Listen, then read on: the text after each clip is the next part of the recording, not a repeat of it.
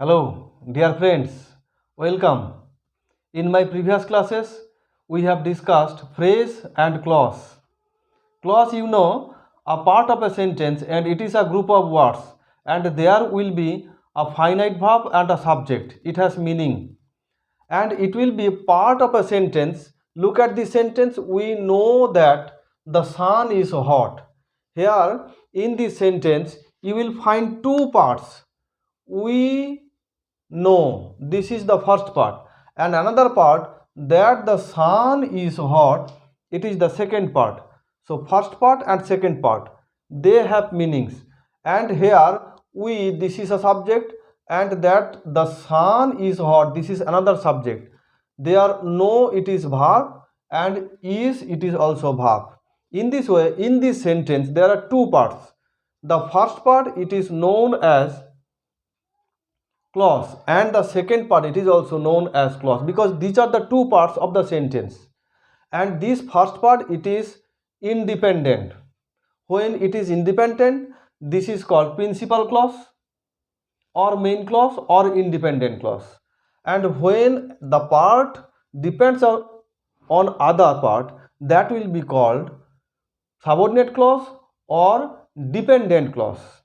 This is independent clause, this is dependent clause, this is main clause, it is subordinate clause, principal clause, subordinate clause. In this way, here we will find the idea of clause. At the same time, look at the sentence, Subha is a doctor and his sister is a nurse.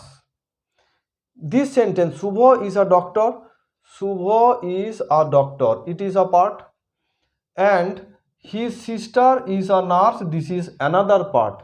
There are two parts, but these two parts do not depend on each other. They are totally free, they are totally independent part. This is also a sentence, there are two parts, so there are two clauses. These type of clauses are called coordinating clause.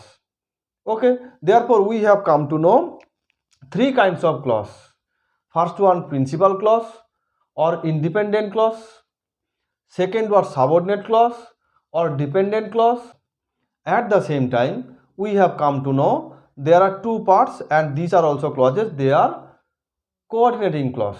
So I will be again telling you, this sentence, it is called complex sentence, this sentence, it is called compound sentence.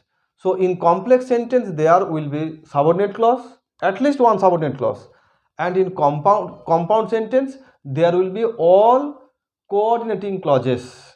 Coordinating clauses in compound sentence, subordinating clause in complex sentence. In this way, you can remember clause and the idea of clauses. Principal clause, we know this is principal clause, that the sun is hot, this is subordinate clause, and this is a complex sentence. At the same time, Subha is a doctor, this is coordinating clause, and his sister is a nurse, this is also a coordinating clause, and this is the total part, the bigger sentence, it is compound sentence. So in the two sentences, we have come to know the first one, it is complex sentence, that is the bigger sentence, and the clauses we know this is the first, that is principal clause or independent clause and dependent clause, that the sun is hot, it is dependent clause, and all these are the only parts of sentence, they are forming the bigger sentence. At the same time, I have discussed here coordinating clause in this compound sentence, and more about clauses, kinds of clauses, I will discuss in my next class.